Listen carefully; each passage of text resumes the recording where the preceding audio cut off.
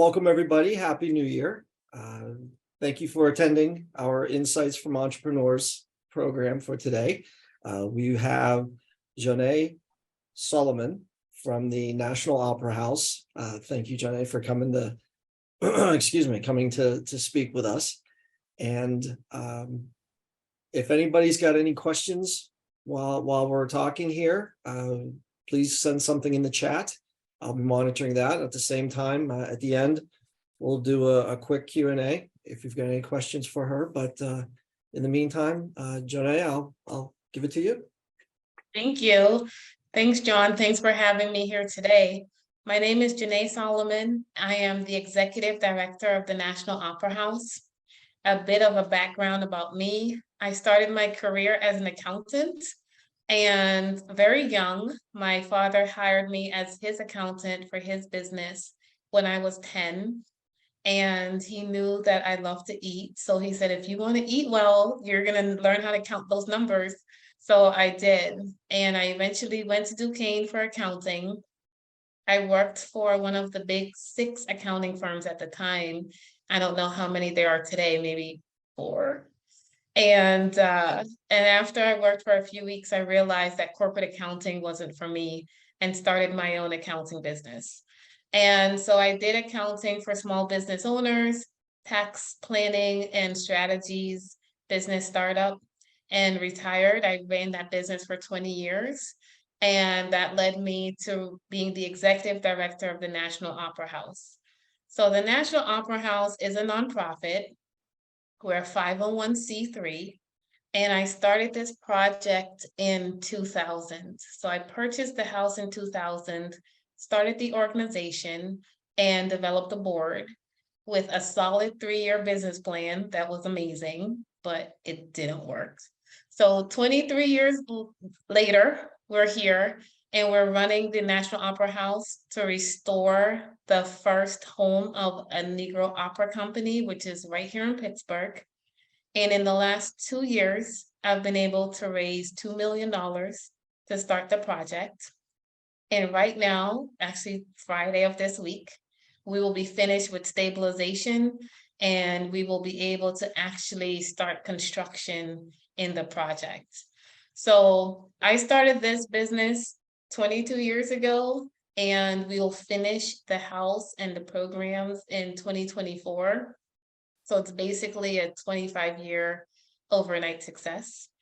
And it took so long because we needed for times to change. It's one of those things where preservation is important, erasure and the lack of the entire history being told has to change, but the world isn't ready for what you're offering. So our goal at the Opera House, and my goal, was to do all of the preparation necessary for when the world was ready to accept the need to stop erasure of history and to preserve historical assets instead of tearing them down, and to fund that preservation. So we're here now. Currently, we have 19 employees, and that is because within our organization, we started a workforce development program. So we're not only restoring the house, but we're training people how to become experts in the field of preservation construction, which is the future of construction. And we're training people how to run a preservation construction business so that they know how to fund it and do the project successfully. So I'll pause there to see if there are any questions for me.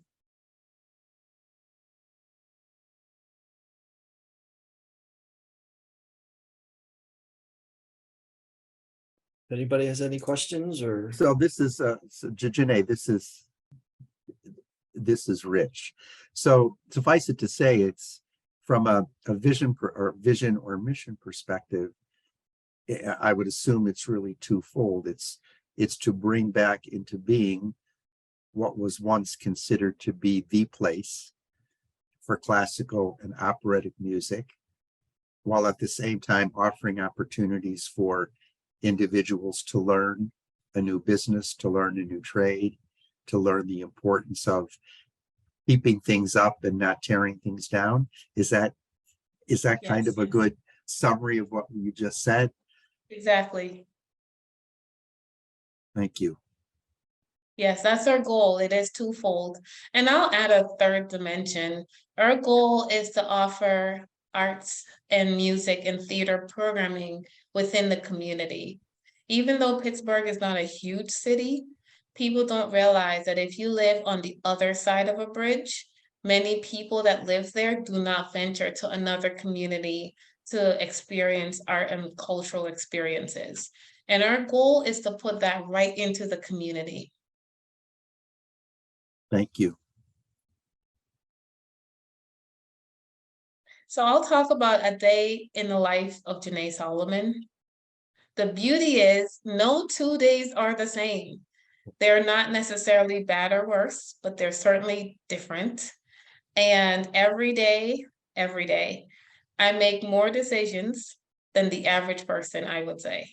Some days I suffer from what I call decision fatigue, where I don't care what you do, just get it done. And what I work on doing every day is to understand what decisions I have to make early in the morning that are very important, so that if decision fatigue does set in, I'm basically just, telling my child, yeah, eat 5 candy bars, I don't care. And so it's irrelevant to the business.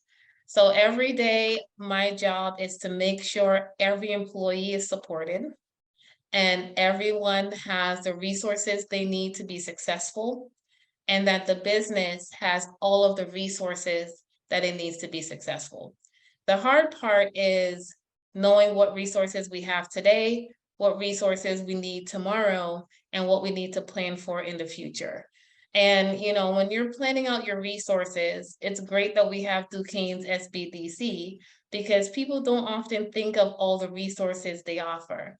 So when we knew we needed a new business plan, because as I mentioned, the one I did in 2000 was not successful because it was a 3-year plan. And after 3 years, we learned it wouldn't work. I think after 15 years, I was solid that it was not going to work. But Duquesne did not do that business plan. Let me put that out there. That they were not the ones. So when we switched to Duquesne's SBDC and we did our business plan, which was 2 years ago, and we started on this journey, it was a great resource because we didn't have to pay consultants to write the plan. We didn't have to pay consultants to do the research. We didn't have to pay consultants to speak with us and talk through ideas and possibilities. We had all of those resources at Duquesne. And, even today where we are on budget, even in some places we have a surplus of money, it's because we were able to use resources right here in the city to help us develop things we needed. And those business plans, that research that was done, helped us get additional funding. So it was very important for it to help us to get things like the additional grants that we were able to receive. So no 2 days are the same, but they're definitely exciting. I'll pause there for any additional questions.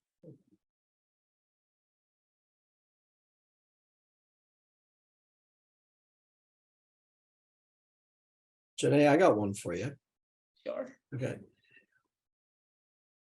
As you were saying about decision fatigue and once you've had the business plan in place but now you're making decisions left and right, and any general tips or ways that any recommendations on how to deal with that, with just getting bombarded with decisions every minute and be like, instead of just being like, leave me alone. Any recommendations on how to handle that? Yes, I recommend for everyone to just develop processes and workflows. What has helped me is to have processes, workflows, policies, procedures, controls, and guidelines, and then train the entire staff on every process, every workflow, every procedure. So now I'm not managing people and decisions, I'm managing processes, and I'm managing policy and procedures. So no one has to say, Like today, someone said, should we add this vendor to our CRM? And I said, well, are they a vendor? Have we paid them for something? Like, no, we haven't paid them. Okay. Did they go through the vendor onboarding process? No. All right, then they're not a vendor. Problem solved. So because we have these processes in place now, people can just go right to the process diagram. We have it in Word form. We have it in picture form. And I'm even making videos. So I can point people to the right direction when they think, should I email or call or message Janae with this question? Go to our processes. If the answer is not there, the first step is to create a process for your solution before contacting me. So it's really helped. Wow, okay. Just to jump in, Janae, you and I had talked about the whole notion of vendor contractual arrangements and vendor understanding. And I think we talked about why it's important for anybody that's going to do business with another business to understand 30-day, 45 days, what payment means, what documentation means. I'm assuming that's kind of what you've been beginning to put into place after our discussion, so that anybody that's going to do business with the National Opera House knows, if you're going to do business with us, this is the process for receipts and documentation and payment, etc. If that's correct, that's fantastic. Yeah, that was very helpful. And I even created an email just for the vendors so they don't have to email me. And I implemented some automation and some bots so they get an auto reply. So they've been communicated with and they know, thank you for sending your invoice. It's been received and it's in processing. So they don't have to email us and ask, are you processing my invoice? Because they received that email. So that was great advice. We've also automated our donation process. So when someone makes a donation, they get an auto email, they get an auto receipt that is IRS approved. And so I don't have to sit there now and write every single thank you reply and then send it at the end of the year. Oh, So processes has helped, and also automating the processes has been magical for me. oh, okay. Thank you. Thank you. Auto replies are simple to do and they're great. It lets people know that your email has been received and thank you. Yeah.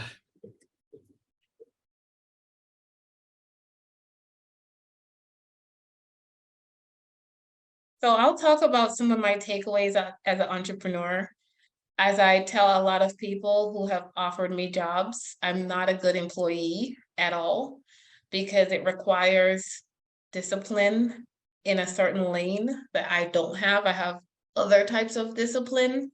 And so the life as an entrepreneur has given me the freedom and the power to really curate the life that I've wanted to live. You know, I don't sleep a lot, but you know, I learned getting up and having to go somewhere every single day at a job and smile at people was not my talent. And so being an entrepreneur has helped me to curate each day that I want to look for. I think the biggest challenges as an entrepreneur is really what I said earlier, is knowing what resources are out there to help you with your business. But what I have learned is I haven't found a problem being a business owner that hasn't already been solved. So now I'm just looking for who has solved the problem that I have today, because I don't have any new problems. Like I didn't invent problems. So any problem I've ever had, I've been able to find someone who can just quickly say, Jonnet, here's a solution, instead of me, you know, wasting time looking for it. And it was a short time before I realized that I don't have new problems. I have problems that every other entrepreneur has. I just don't know the answer. It's not that the answer doesn't exist. So the faster that I can link with people who've gone through it and they can just answer the question in real time, it helps me to be successful faster. But it took a long time to learn that too. I thought all my problems were unique and, you know, why does God hate me? This is horrible. And then I realized I don't have any unique problems. There's people who have solved it. I just don't know the answer. So getting those resources, being able to shoot out an email, even if they don't have the answer, and they'll say, well, Janae, I know someone that can help you. That has been golden for the Opera House and also when I had my accounting firm.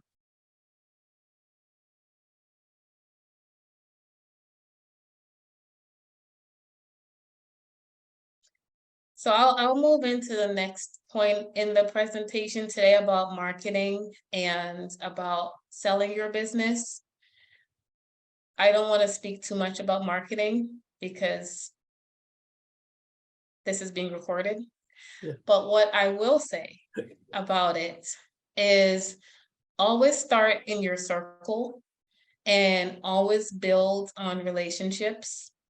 Before you spend any money on marketing at all for your business, make sure you talk to as many people as you possibly can in your circle about your business and ask them, how can you help me with my business? Before you spend any money, speak to everyone you know, speak to everyone they know.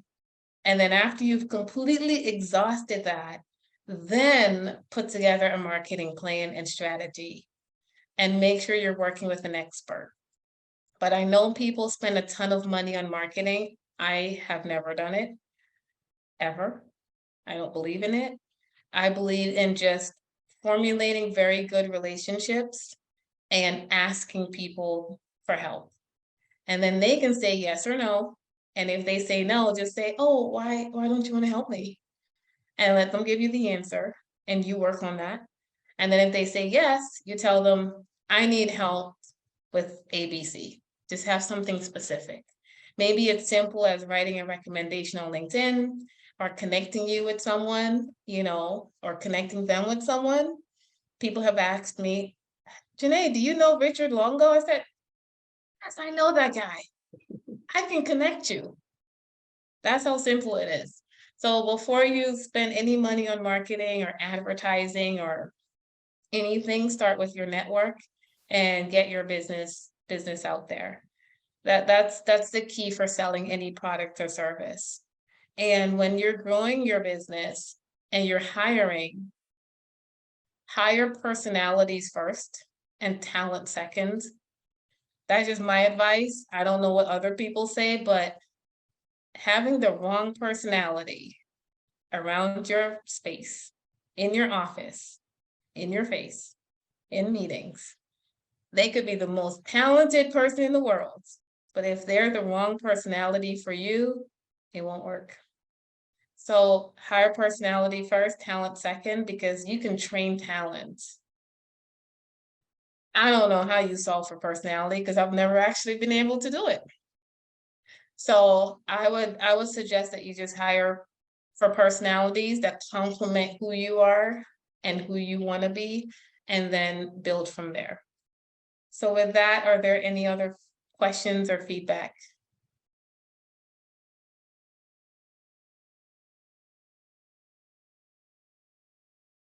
Jonnet, this is Rich. So obviously, full disclosure, you and I have known each other and have worked alongside each other for a number of years. For the audience today, whether they're a business starting up or a business that wants to grow, what would you tell them about the Small Business Development Center in terms of what type of a degree of resource it can be for them? Well, I would just say what I mentioned earlier is that SBDC is a great resource. I've Duquesne, so I've known about it for a very long time. And I guess I would give SBDC the same advice I gave is, contact everyone and let them know you're there. I think a lot of times when we presented our business plan and it's very well written and people said, oh, who helped you? I'm like, oh, the SBDC at Duquesne, they were surprised. And I think, we have to communicate the resources available in our community. better, just like we have to communicate our business better. You know, I know for me, I've had the Opera House for 22 years, and I thought everyone knew about this project because we did a documentary. We won an Emmy Award. We threw an Emmy party. And I literally told every single person I knew about the Opera House. And then today, people are like, Janae, have you heard about the National Opera House in Pittsburgh? I'm like, yes, I'm the executive director. So obviously I'm not doing enough. So that's why I said start with your circle and then make sure your circle is also telling people about the resources. Thank you.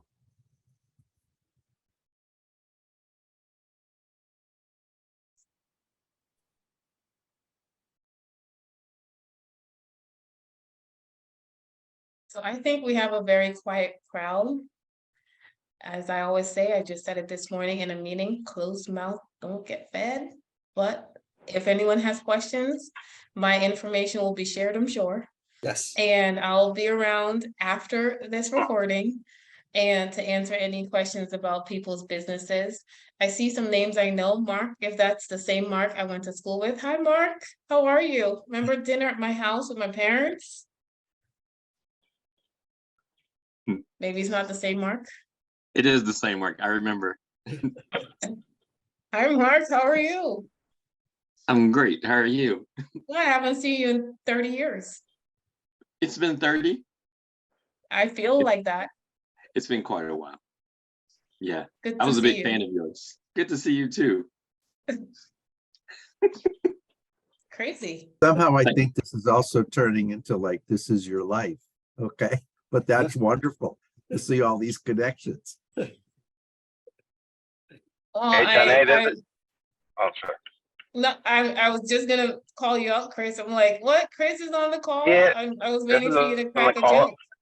and he's quiet. Well, I'm not going to crack a joke because, as you say, this is being recorded. I wanted you to distinguish personality from culture. Like we hear a lot about company culture and whatever, and you said you want to pick on you want to hire on personality and train from there if need be. So how would you distinguish personality from culture, or how are they interrelated? And I'm going to put myself on mute. That's a great question. Personality creates culture. And that's the hard part.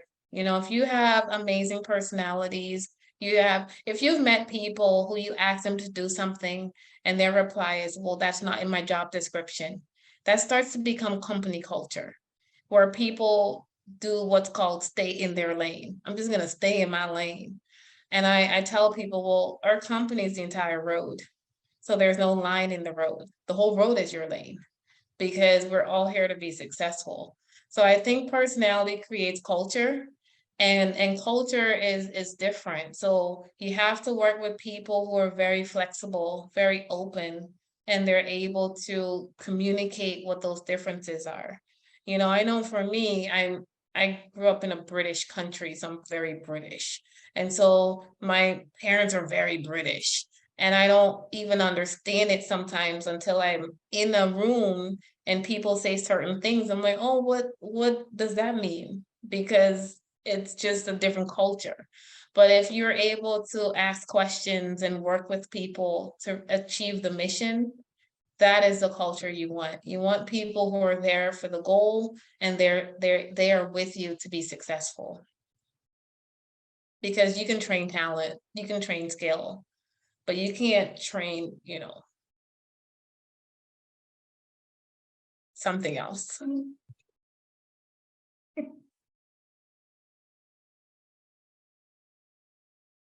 Well, it was a pleasure being here. John, thank you for having me. Rich, thank you for having me here today. I hope I've said something to help someone to be successful in their business. And as I said, I'm reachable after the call. Oh, Jonnet? There is someone just texted in a question or chatted a question. They asked, are you woman-owned business? And are there any Recourse. Yeah. I've never been a woman-owned, disadvantaged, minority, whatever the symbols are. I've never been in that line of business. I've never registered.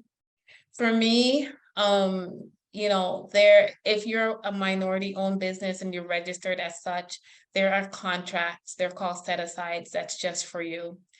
I've always just gone after the prime contract. I'm the one that goes after the whole pie and not the crumb. Like, thanks for the crumb, but I'll just take the whole pie. That's where I've been. So I've never applied to be minority or disadvantaged because I'm not, but I am a business and I just want to go after the entire pie. Now, I have gotten the prime contract and then given some to a minority business, but I've never wanted to be the person who takes the crumb.